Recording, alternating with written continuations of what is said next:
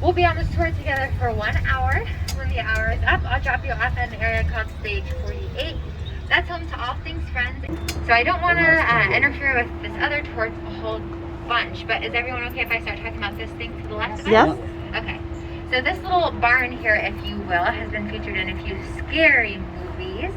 It was in A Curse of La Llorona, as well as Annabelle. In Annabelle, this is where the scarecrow comes to life to attack the girls.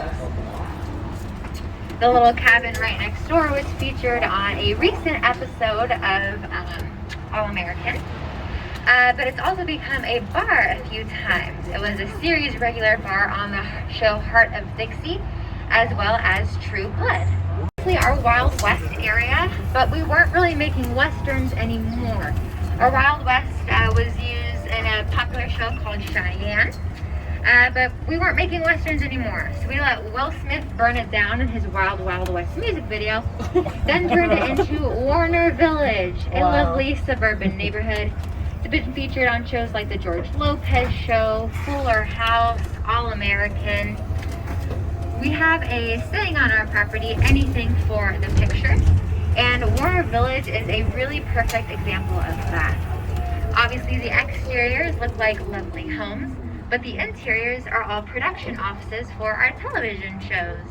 On the show Be Positive, this is the hospital. But more recently, it was featured in Space Jam New Legacy. This is where LeBron James drops off his son at video game camp. Specifically this little area to the right of us. And straight ahead to the left where that stop sign is where we see Bugs Bunny walking away at the end of the film.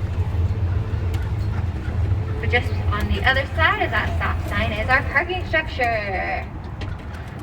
The cool thing about the parking structure is, though, that it's also our costume department. It was recently featured on the show Shameless. Anyone watch that show? Woo! Cool. That little yellow building is Patsy's Pies from the show Shameless.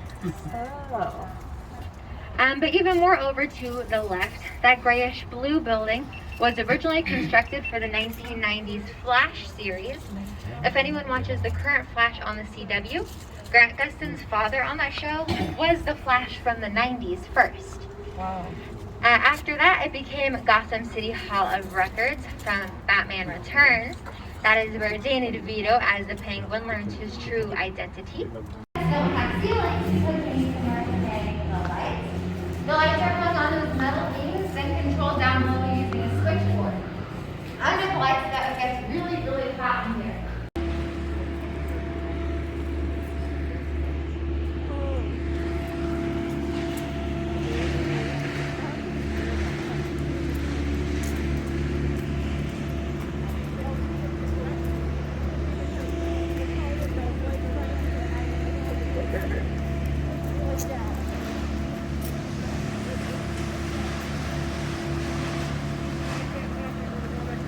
Want to sit on the bench? Or wait?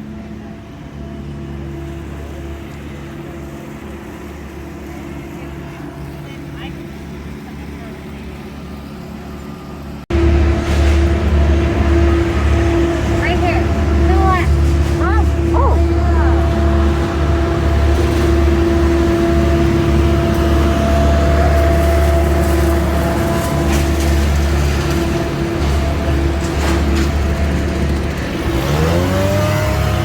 For my Gilmore Girls fans, Luke Steiner is to Luba. Oh, in Seinfeld.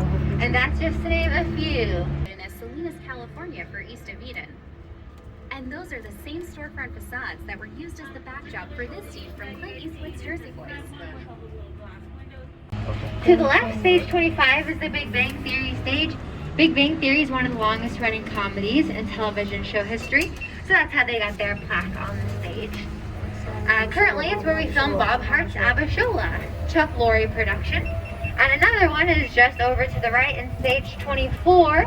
It's now where we film United States of Al. Stage 24 is also where they filmed Fuller House. And it is the Friends stage where they filmed seasons 2 through 10, as well as the Friends reunion. So again, no pictures, but you can look inside stage 20. It's currently an empty stage. We recently did a reboot of the 80s show Head of the Class in Stage 20, which is now on HBO Max. Stage 19 to the right is one of our stages for Young Sheldon, the prequel series to The Big Bang Theory. Obviously, some stuff is filming. They're doing something. It's not usually busy up here on weekends. But stage 15 is another one for Young Sheldon. Before that, it was for Conan O'Brien's late night talk show. Several years before that, though, it was home to the art department, which is why it's the only soundstage that has windows on it. The last building to the right, that is our prop department. Our prop department is 4 floors. Each floor is the size of an American football field. And we keep every prop. Anything as small as a separate pinky to as big as a California king bed.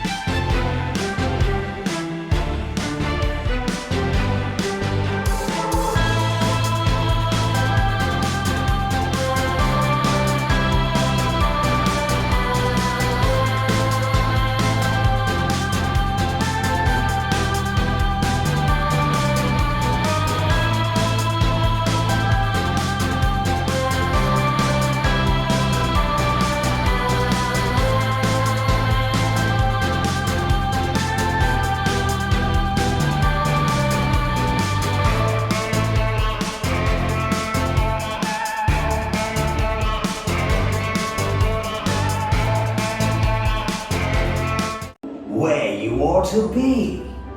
Aha! You're bright as can be. With your intelligence, it's clear that you'll fit right in with Ravenclaw! There's nothing hidden in your head the Sorting Hat can't see. So try me on, and I will tell you where you ought to be. Brave at heart, daring, better be Gryffindor! a head like yours is a joy to see. Hufflepuff! I think so. Hufflepuff! It just said don't touch the vehicles or the costumes. Oh my!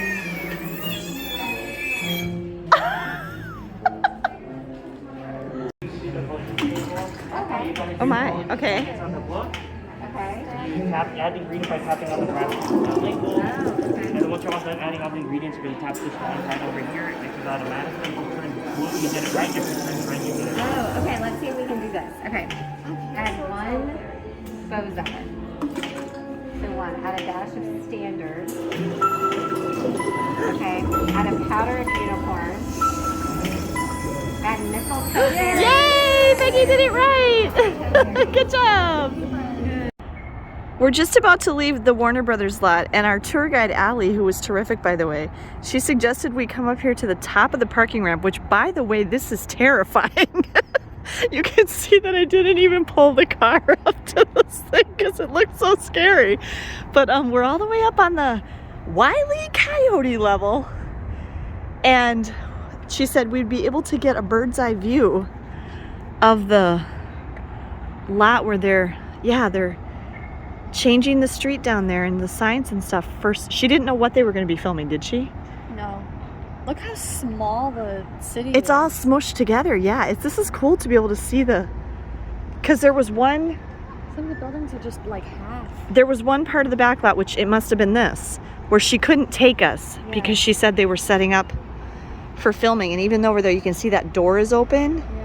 and like there's some lighting or something set up there. So they're going to be doing some kind of scene down on that street, and we didn't go there. Yeah, here you can see a tour tram, and it's going around it because they can't go in there. And then like this hill, the Hollywood sign is on the other side of that. What was it called? Mount what? Lee. Mount Lee. And I mean, look at all the sound stages. All those buildings are all the sound stages that we went inside. This was really fun. We had a really good time. We were here for about 4 hours. Ben's in the car. And there's a bunch of we don't know what they're building back over here. Some big buildings. And the neighborhood that we drove through from our hotel in Glendale to get here in Burbank was really nice. So if you come to Los Angeles, we highly recommend coming and doing the Warner Brothers Studio Tour. We did also on the way here drive past Walt Disney Studios. They don't let anybody on their lot. You can't take a tour there, you can't get in there. It's very unusual and rare to be able to get into Disney and Pixar Animation and all of that. They don't let anybody on there. But if we drive by it again, I will film it as we drive by so you can just see it. But this was really fun. It's a really cool tour. The tour guides are terrific. They were very strict with checking everybody's vaccination status. Masks were very strictly adhered to. They did let you take off your mask just for a minute while you got your took pictures in certain spots only, and then you had to put it right back on. And she did remind one lady on our tour to fix her mask because it wasn't over her nose. And the staff here was just super friendly and nice. We spent way too much money in the gift shop. We bought a whole bunch of cool stuff, and we had some items like Megan got a snow globe that were not going to fit in our luggage, or that you wouldn't be able to take in a checked bag. By the way, you cannot take snow globes in carry-on baggage on airplanes. We learned that in the past. So they're shipping it to our house for us. It was $10 to have them ship that and a couple of Funko Pop things that Ben bought. So it was a really fun experience. We were here about 4.5 hours. Also, I would recommend, we went on the first tour of the morning. Or no, it was Allie's first tour of the morning. Yeah. I think the first tour of the morning was at 9 and our tour was at 10.